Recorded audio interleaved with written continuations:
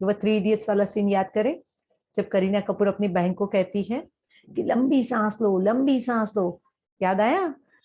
वैसा ही लंबी सांस का बहुत ज्यादा इंपॉर्टेंट है।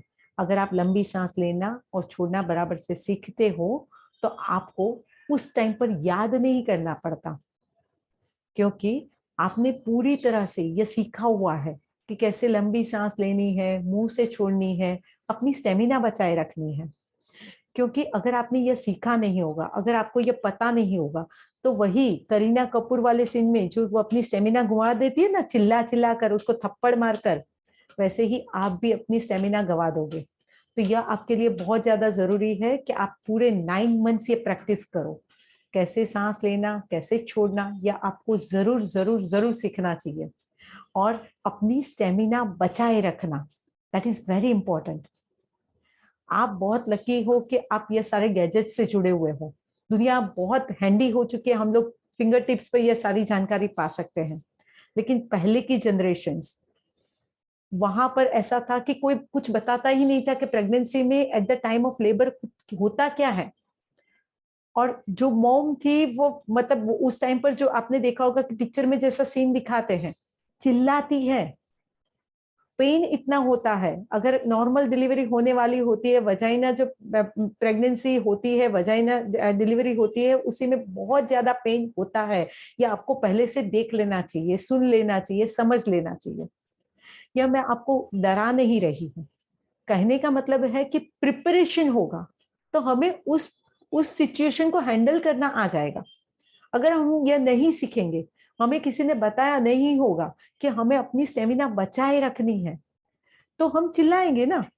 दर्द होता ही है इतना, तो चिल्लाएंगे और कुछ नहीं कर पाएंगे। और हमें पता नहीं है तो हम चिल्ला चिल्ला कर अपनी स्टेमिना गवा देते हैं। और उस टाइम पर जब वो 3 इडियट्स वाला ही सीन देखे, जब बच्चा पुश करने के लिए बोलती है उसकी बहन, तब वो बोलती है ना, नहीं हो पा रहा। वो नहीं क्यों हो पा रहा? क्योंकि उसकी स्टेमिना ही नहीं रही, उसने चिल्ला चिल्ला कर सारी स्टेमिना गवा दी है। तो उसको फिर सक करना पड़ता है बेबी को। वो जो वैक्यूम क्लीनर वाला सीन, उस वैक्यूम क्लीनर के बाहर निकालता है ना, वैक्यूम क्लीनर को काट कर थोड़ा सा पंप बनाकर, वैसे ही बच्चे को बाहर निकालना पड़ता है। And it may hurt his head.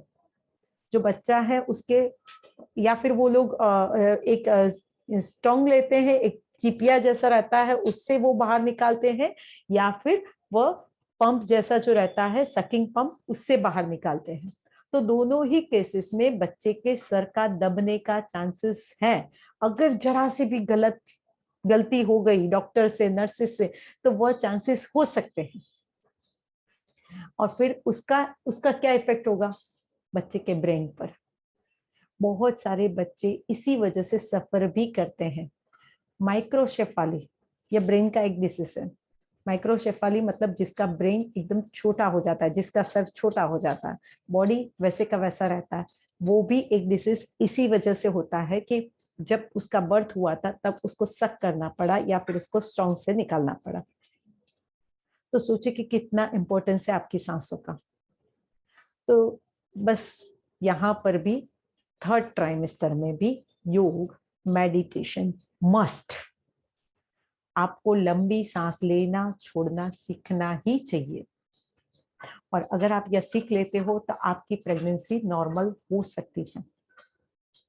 अब आपने जो मेडिटेशन के बारे में सुना, यह तीनों ट्राइमेस्टर मैंने आपको बता दिया। और एक इंपॉर्टेंस है मेडिटेशन का। आप देखिए कि आपके घर में एक और मेहमान आने वाला है। अब आप सोचिए कि आपके घर में कोई आता है, समझो कि आपके घर में एक मेहमान नया आ चुका है, और आप उसके साथ आ रहा है, आपको पता है, लेकिन आप उसके साथ बात नहीं करते हो, आप उसको अटेंशन नहीं देते हो, आओ बैठो पानी पियो, कोई अटेंशन नहीं देते हो, तो क्या होगा? तो क्या आप उसके साथ, आपका बच्चा भी तो आपके घर में मेहमान है, आपके घर में आ चुका है, आप उसके साथ भी तो कनेक्शन नहीं कर रहे हो, बस आ चुका है, आप उसे देखते हो, आप खुश होते हो, दैट्स ऑल। लेकिन आपके घर में जैसे कोई आता है, आप उसे अटेंशन नहीं देते हो, आप उसके साथ बात नहीं करते हो, तो क्या आपका उसके साथ का कनेक्शन बनेगा, वह बॉन्डिंग बनेगा? Not possible. आप उसके साथ अच्छे से नहीं बॉन्ड कर पाओगे। यह बच्चा भी आपके घर का मेहमान है, आपकी बॉडी का मेहमान है। आपको उससे कनेक्ट होना सीखना पड़ेगा, उसके साथ बात करना सीखना पड़ेगा। आपको उसको बताना पड़ेगा कि बाहर का माहौल मैं संभाल रही हूँ, सारी प्रैक्टिस मैं कर रही हूँ, लेकिन अंदर का माहौल तू संभालना। वो एक सॉल्व है जो अपना मन लेकर, अपने इमोशंस लेकर आया है, अपना एक पहले से बिलीफ लेकर आया है।